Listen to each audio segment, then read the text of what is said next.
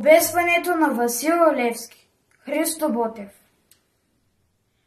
О, майко моя, родино мила, защо тъй жално, тъй милно плачеш?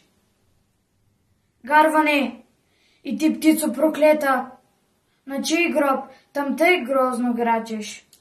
Ох, зная, ти плачеш, майко, за той, че ти си черна рубиня, за той, че твоят свещен глас, майко, е глас без помощ, глас пустиня.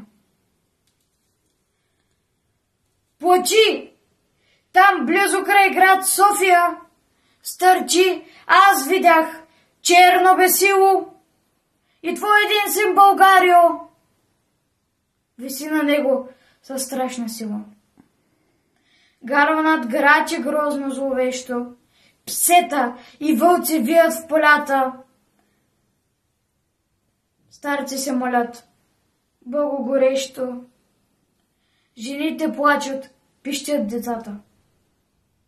Зимата пее своята зла песен, вихрове гонят търни в полето, и студ, и мраз, и плач без надежда навяват на теб скръб на сърцето.